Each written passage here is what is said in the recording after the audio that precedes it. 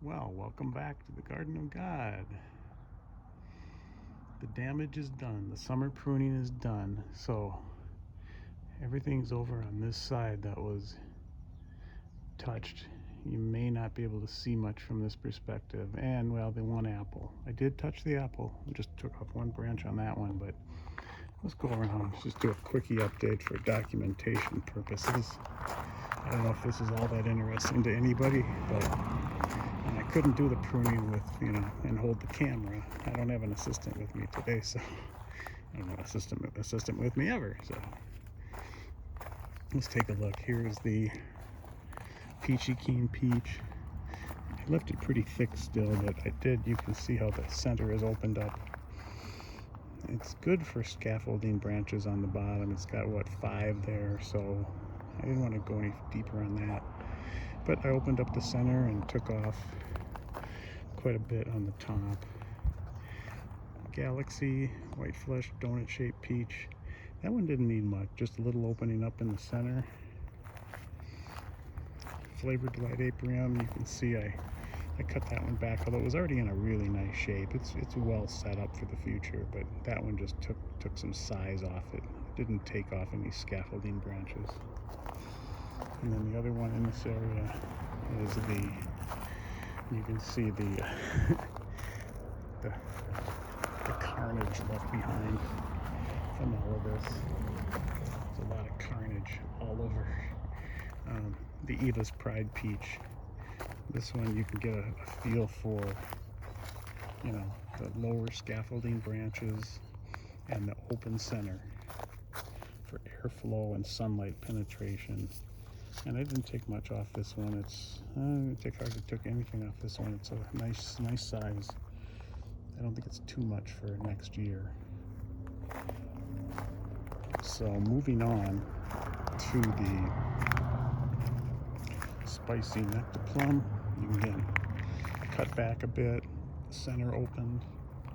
Katie apricot got cut back quite a bit.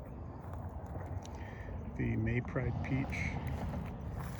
You can see how that's all open in the center now, in a nice shape, exactly what we want from a peach tree.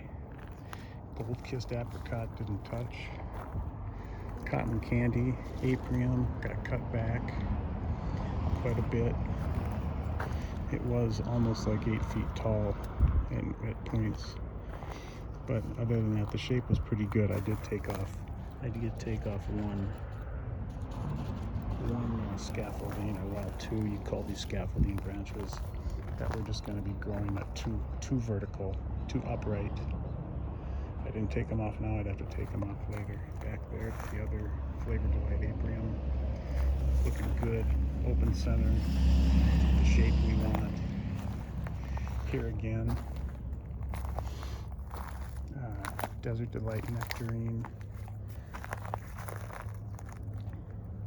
This one is a problem child, because when I did the puggy, the kneecapping here, it really only put out one. It has one and only one scaffolding branch, so it's still healthy. So I'm okay with it. But now I have to look at this as the central leader. So now I'm getting scaffolding branches off of that one single scaffolding branch that resulted. Most of these, when I plug them, I get 3, 4, 5, get that nice number like all these other ones we've seen of scaffolding branches. So this one's a little bit of a problem child. It'll require some pruning down the road, but I think it's going to be fine. Tropic Gold apricot, I took a major branch off of that because it was just growing right up and down the middle. So again, that one's going to take time. This one's going to take time for this to grow out. I need probably 2 scaffolding branches going this way up to the left on this one.